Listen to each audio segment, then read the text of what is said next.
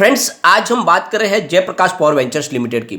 JP power ने आखिरकार में 8 के ऊपर अपनी क्लोजिंग दिखा दी है, तो बहुत ही तेजी से स्टॉक आगे बढ़ रहा है, लगातार अपर सर्किट लग रहे हैं और जो लोगों के मन में चिंता थी वो सारी खत्म हो गई है, क्योंकि अब लोग लगभग सारे प्रॉफिट में आ चुके हैं। ये बात अलग है कि अगर कोई ऊपर के लेवल में फंसा होगा तो उसको भी थोड़ा वेट करना होगा, लेकिन ओवरऑल सबकी जो बाइंग प्राइस थी वो 4 रुपये 5 रुपये के आसपास थी, तो उसको काफ़ी अच्छा अब रिटर्न मिल रहा है। यहाँ पे आपको देखने को मिला होगा आज बाजार में काफ़ी अच्छी प्रॉफिट बुकिंग हुई, लोगों ने दबा के प्रॉफिट बुकिंग की और इसी वजह से आज बीएसई सेंसेक्स फिर से 60,000 के नीचे आ गया।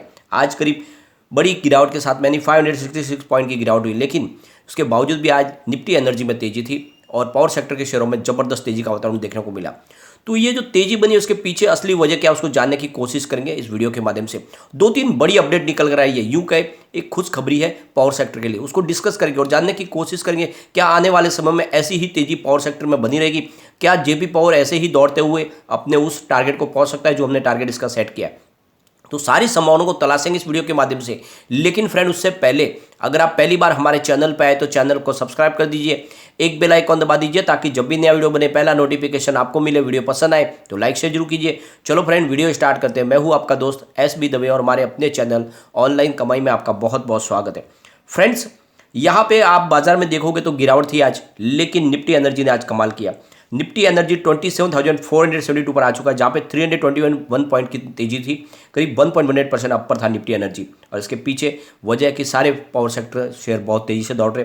जयप्रकाश पावर वेंचर्स की बात करें तो स्टॉक 7.80 पर ओपन हुआ, यही लो थी और फिर सीधी इसमें लगी अपर सर्किट 8.05 पर स्टॉक आ चुका है। बहुत ही शानदार इसने प्रदर्शन किया है। अब इसकी परफॉर्मेंस अगर हम देखें पिछले 6 महीने की तो 4.35 पर स्टॉक था, फिर स्टॉक ने दौड़ना शुरू किया शानदार, ये करीब 11 रुपीज़ के आसपास चला गया 12 जनवरी 2022 के आसपास। तो ऊपर के लेवल से काफ़ी नीचे है अभी भी, लेकिन जो रिकवरी है वो बहुत ही शानदार है, क्योंकि ये लो में करीब 6.5 के आसपास चला गया था 24 फरवरी 2022 को। तो उस लेवल से तो काफ़ी अच्छा वापस ऊपर आ चुका है और अब जिस तरह से तेजी का वातावरण बना हुआ, स्टॉक इस बार नई हाई बना सकता है। वॉल्यूम को देखें तो बीएसई में 2,84,78,000 का वॉल्यूम हुआ, सामने 1,57,19,000 की डिलीवरी उठाई है। डिलीवरी का परसेंटेज 55.20% है। एनएससी की बात करें तो 5,75,17,000 का वॉल्यूम हुआ, सामने 2,73,72,000 की डिलीवरी उठाई गई है। डिलीवरी का परसेंटेज 47.59% है। तो दोनों एक्सचेंज में भारी क्वांटिटी में कामकाज हुआ है। वॉल्यूम को एनालिस करें तो पिछले एक महीने पहले इसका 6 करोड़ रुपीज़ का वॉल्यूम था, 1 वीक पहले 8 करोड़ रुपीज़ का वॉल्यूम होता, कल इसका 10 करोड़ का वॉल्यूम होता, आज 9 करोड़ का वॉल्यूम हुआ। तो अपर सर्किट के बावजूद भी जो वॉल्यूम में बढ़ोतरी है, ये इशारा है कि काफ़ी बड़े फंड हाउस बहुत बड़ी खरीदारी कर रहे हैं जेपी पावर में। और क्यों ना करें, कंपनी काफ़ी समय के बाद प्रॉफिट में आई है और इस बार Q4 का जो रिजल्ट आएगा वो कमाल कर सकता है, उसके आंकड़े बहुत ज़्यादा पॉजिटिव हो सकते हैं। फ्रेंड्स, परफॉर्मेंस इसकी देखें तो 2.80 इसका 52 वीक का लो है, 11.15 52 वीक का आई है, फिलहाल स्टॉक 8 पॉइंट आ चुका है। यहाँ पे सबसे बड़ी बात निकल के आ रही है कि जो अपडेट निकल के उसके हिसाब से पावर सेक्टर के लिए Q4 बहुत ही शानदार हो सकता है। जिस तरह से समर में जो डिमांड बढ़ी है पावर की, पावर कंजम्पशन लगातार बढ़ रहा है और जिस तरह से आंकड़े नए रोज निकल के आ रहे हैं इलेक्ट्रिसिटी डिमांड की, तो उससे तो एक बात समझ में आ रही है कि इस बार Q4 का रिजल्ट बेहतर हो सकता है और यही आंकड़े कह रहे हैं कि इस बार Q4 में कमाल कर सकती है सारी पावर सेक्टर की कंपनियां। यहाँ पे सबसे बड़ी बात निकल के आ रही है फ्रेंड्स, 1 अप्रैल को पावर की खपत करीब 198.47 गीगावाट पर पहुंच गई थी, जो पर डे के हिसाब से देखें तो 12% की वृद्धि दिखा रहा है। बहुत ही जबरदस्त पावर कंजम्पशन हुआ और ये लगातार बढ़ रहा है। फ्रेंड्स, मार्च महीने में इलेक्ट्रिसिटी कंजम्पशन की बात करें तो 17 मार्च को ये 199 गीगावाट तक पहुंच गई, यानी ये दिन की हाई थी। और अगर एवरेज भी देखें मार्च महीने का तो 195 गीगावाट निकल के आ रहा है। तो आप देख लो कि बिजली की खपत लगातार बढ़ रही है और इसको पूरा करना बहुत ज़्यादा मुश्किल हो रहा है। और जिस तरह से बिजली की खपत बढ़ रही है, इसका सीधा फायदा मिलने वाला है थर्मल पावर प्लांट को, क्योंकि इनके रेवेन्यू में बढ़ोतरी होगी। यहाँ पे जिस तरह से गर्मी बढ़ेगी, बिजली की खपत बढ़ेगी। दूसरी तरफ आप ध्यान रखो कि कोल जो शॉर्टेज हो रही है उसकी वजह से दूसरी कंपनियों को जो कोल मिल रहा था वो सारा का सारा अब सिर्फ थर्मल पावर प्लांट को ही मिल पा रहा है। और इस वजह से आने वाले समय में जितने भी कोल बेस्ड पावर प्लांट है उनको सरकार की तरफ से राहत देनी होगी, क्योंकि यही बिजली की खपत को पूरा कर सकते हैं। फिलहाल ग्रीन एनर्जी का जो बिजनेस है वहाँ तक नहीं पहुँचा कि उस खपत को वो पूरा कर सके, लोगों की डिमांड को पूरा कर पाए। और जैसे जैसे गर्मी बढ़ेगी, बिजली की खपत और बढ़ेगी, तो आने वाला जो समय है वो थर्मल पावर प्लांट के नाम पे होने वाला है। आने वाले समय में यहाँ पे और हमें तेजी बनती हुई दिखाई देगी। सिंगरेनी प्लांट्स है जो अपनी पावर कैपेसिटी को बढ़ाने जा रहा है। इसकी जो फिलहाल मौजूदा जो कैपेसिटी है वो है 1500 मेगावाट की, जिसमें थर्मल पावर प्लांट और सोलर जनरेशन दोनों कैपेसिटी के साथ में ये 1500 मेगावाट है। इसमें दोनों तरह की बिजली का उत्पादन होता है। तो ये इसकी कैपेसिटी को बढ़ाने जा रहे हैं, ये करने जा रहे हैं 4050 मेगावाट की, तो लगभग दुगुना से ज़्यादा कैपेसिटी बढ़ाने जा रहे हैं और इसमें थर्मल पावर प्लांट की कैपेसिटी का मुख्य योगदान रहेगा।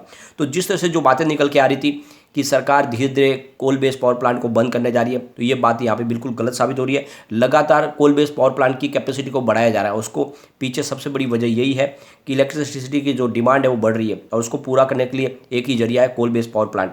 तो सरकार की तरफ से इनको अब हरी झंडी दे दी गई है कि जितने कोल बेस्ड पावर प्लांट है वो इनकी अपनी कैपेसिटी को बढ़ाए। तो एक बहुत बड़ी खुशखबरी निकल कर आई है पावर सेक्टर के लिए। यहाँ पे सरकार ने अपनी तरफ से बिल्कुल पॉजिटिव रुख अपना लिया है। उनको पता है कि ग्रीन एनर्जी का जो बिजनेस है वो गोल अचीव होने में समय लगेगा, क्योंकि नीति आयोग की खुद की जो रिपोर्ट है वो कह रही है कि 2030 तक कोल डिमांड पीक पर होगी। तो ऐसे में तो फिलहाल तो सारा का सारा जो दारोमदार है वो कोल बेस्ड पावर प्लांट पर भी है। तो कोई चिंता वाली बात नहीं, ये सेक्टर बहुत तेज़ी से आगे बढ़ने वाला है। यहाँ पर जो सबसे बड़ी इसके लिए अब पॉजिटिव बात निकल के आ रही है जेपी पावर के लिए, इन्होंने लगातार जो लॉस था उसको लॉस को खत्म करके प्रॉफिट बताया। अगर इनके आंकड़े हम देखें तो 2018 में यहाँ पे आपको देखने को मिला कि 5.23 थाउजेंड करोड़ रुपीज़ का इनको रेवेन्यू मिला था और उस समय इनका लॉस होता 1.60 थाउजेंड करोड़ रुपीज़ का। 2019 की बात करें तो 4.06 थाउजेंड करोड़ रुपीज़ का इनको रेवेन्यू मिला और इनका लॉस होता 0.38 थाउजेंड करोड़ रुपीज़ का। 2020 की बात करें तो 3.40 थाउजेंड करोड़ रुपीज़ का इनको रेवेन्यू मिला और इनका लॉस होता 2.16 थाउजेंड करोड़ रुपीज़ का।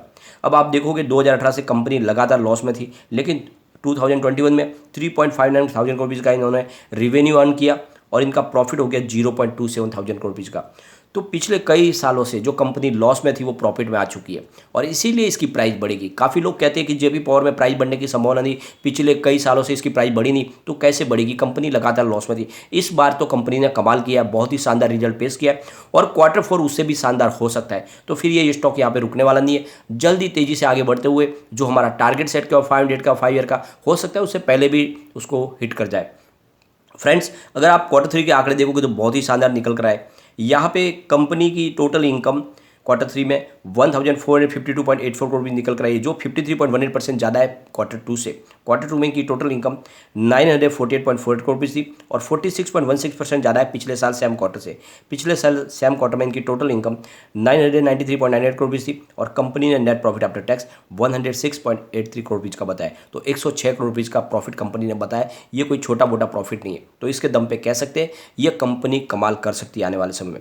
अगर इसके रिटर्न को देखें तो पिछले 5 साल के हिसाब से 62.63% का पॉजिटिव रिटर्न मिला है। 3 ईयर के हिसाब से 265% का पॉजिटिव रिटर्न है। 1 ईयर के हिसाब से 159% का पॉजिटिव रिटर्न है।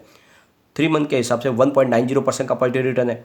1 मंथ के हिसाब से 15% का पॉजिटिव रिटर्न है। 1 डे के हिसाब से लगभग 5% का पॉजिटिव रिटर्न है। तो पिछले 5 साल से आप इसका रिटर्न देख लो, कहीं पर भी आपको निगेटिव रिटर्न दिखाई नहीं देगा और जिसने भी इसमें निवेश किया होगा उसमें किसी को भी अभी फिलहाल लॉस नहीं हो रहा है। तो कंपनी ने किसी को मायूस नहीं किया। ये बात अलग है, किसी ने इसका निवेश किया होगा वो 10 रुपये के ऊपर किया होगा तो उसको अभी फिलहाल लॉस होगा, लेकिन जल्द वो भी उनका लॉस खत्म हो जाएगा क्योंकि कंपनी नई हाई बना सकती है।